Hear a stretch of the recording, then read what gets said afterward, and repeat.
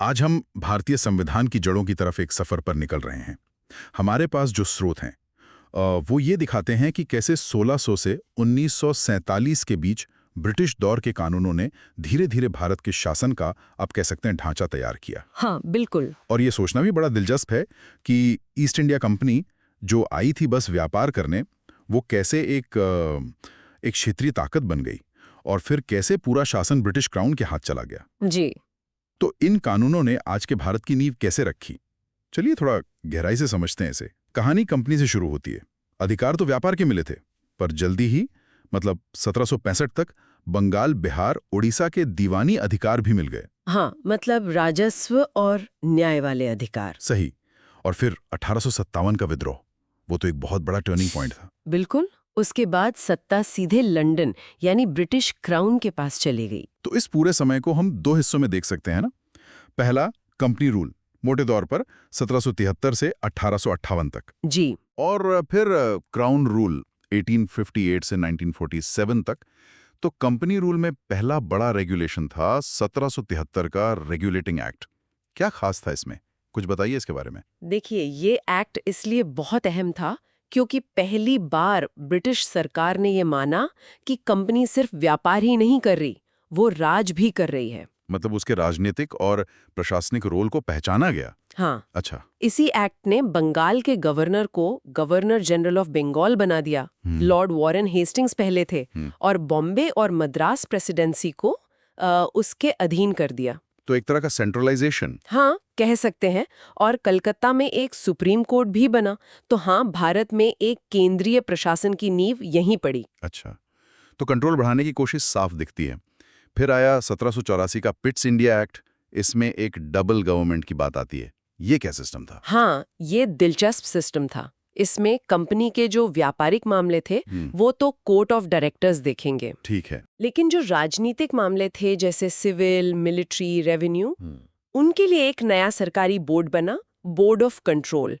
तो मतलब कंपनी पर सरकार का नियंत्रण और भी ज्यादा बढ़ गया। समझ गया। और हाँ, पहली बार कंपनी के जो भारतीय इलाके थे उन्हें ब्रिटिश पोजेशंस इन इंडिया कहा गया। अच्छा, ये पहली बार हुआ।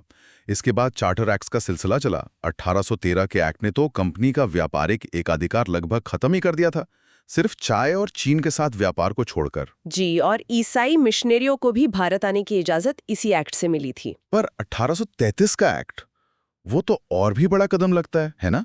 उसने तो सेंट्रलाइजेशन को जैसे बिल्कुल टॉप पर पहुंचा दिया। बिल्कुल सही कहा। 1833 के एक्ट ने सेंट्रलाइजेशन को उसके चरम पर पहुंचाया। बंगाल के गवर्नर जनरल अब भारत के गवर्नर जनरल बन गए। लॉर्ड विलियम बेंटिक, पहले वाले। हाँ, लॉर्ड विलियम बेंटिंग। और उनके पास पूरी ब्रिटिश भारत के लिए कानून बनाने की एक्सक्लूसिव पावर आ गई। मतलब मद्रास और बॉम्बे की लेजिस्लेटिव पावर छीन ली गई। बाप रे। और ईस्ट इंडिया कंपनी की सारी व्यापारिक गतिविधियां खत्म।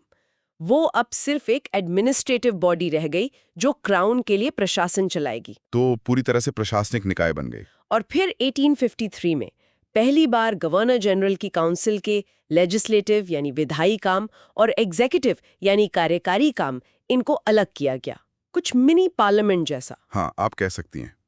एक अलग इंडियन लेजिस्लेटिव काउंसिल बनी जिसमें 6 नए सदस्य जोड़े गए। ये एक तरह से छोटी संसद जैसी ही थी। और सिविल सर्विसेज में खुली प्रतियोगिता। हाँ, इसी एक्ट में सिविल सर्विसेज में भर्ती के लिए खुली प्रतियोगिता की शुरुआत हुई। सिद्धांत रूप में तो ये भारतीयों के लिए भी खुली थी, पर व्यवहार में राह आसान नहीं थी।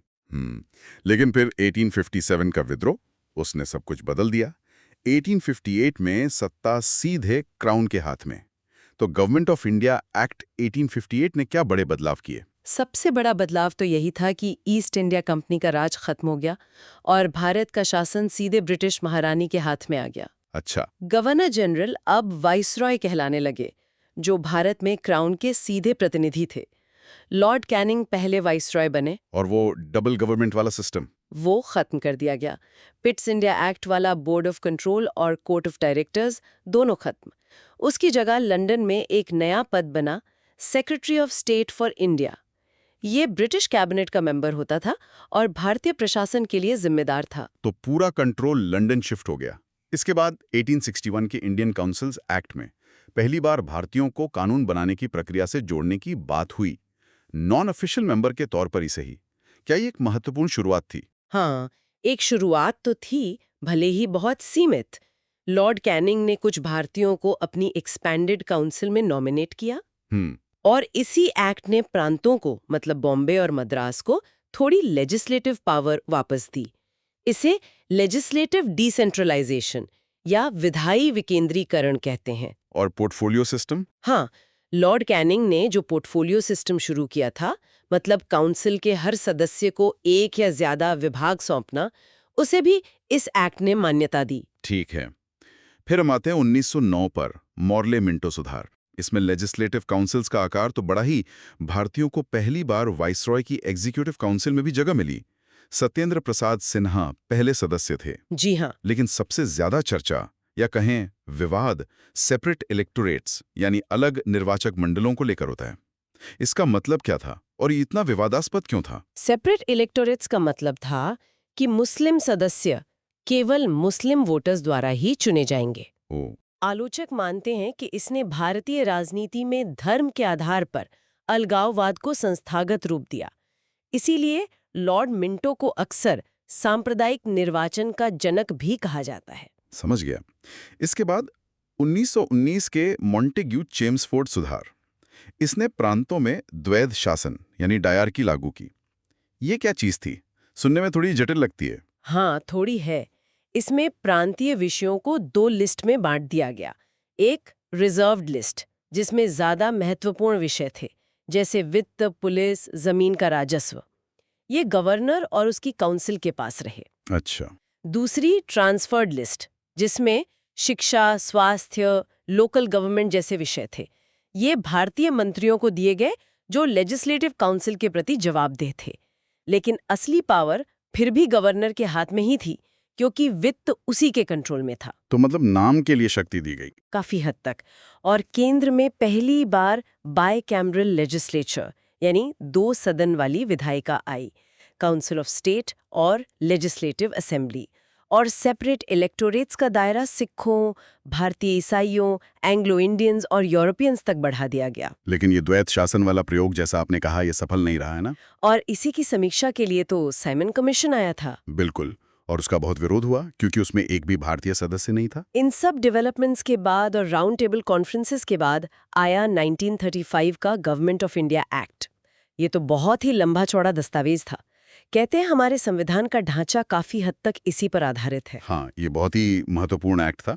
इसने प्रांतों को पूरी स्वायत्ता दे दी, मतलब द्वैत शासन खत्म कर दिया और जिम्मेदार सरकार स्थापित की। अच्छा, ये बड़ा कदम था। हाँ, केंद्र में इसने एक ऑल इंडिया फेडरेशन बनाने का प्रस्ताव रखा, जिसमें ब्रिटिश भारत के प्रांत और रियासतें शामिल होती, और केंद्र में भी द्वैत शासन लागू करने का प्रस्ताव था।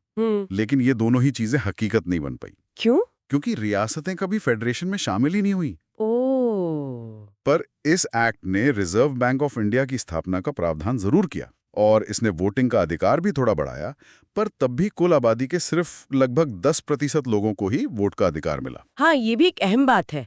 और फिर अंत में 1947 का भारतीय स्वतंत्रता अधिनियम, इसने तो सब कुछ बदल दिया। बिल्कुल। ब्रिटिश राज पूरी तरह खत्म, भारत का बंटवारा हुआ और भारत और पाकिस्तान दो स्वतंत्र डोमिनियन बन गए। वायसरॉय का पद खत्म, उसकी जगह दोनों डोमिनियन में गवर्नर जनरल आए। और रियासतों का क्या हुआ? उन्हें आज़ादी दी गई कि वो या तो भारत में शामिल हों या पाकिस्तान में, या फिर चाहें तो स्वतंत्र रहें। तो ये थी कहानी कि कैसे कानूनों की एक लंबी श्रृंखला ने, जिसमें नियंत्रण और प्रतिनिधित्व के बीच एक लगातार खींचतान चलती रही, धीरे धीरे भारत के संवैधानिक ढांचे को वो शक्ल दी जिसका असर आज भी हम देखते हैं। बिल्कुल। हर एक्ट कहीं ना कहीं पिछले एक्ट की कमियों या जरूरतों से उपजा था।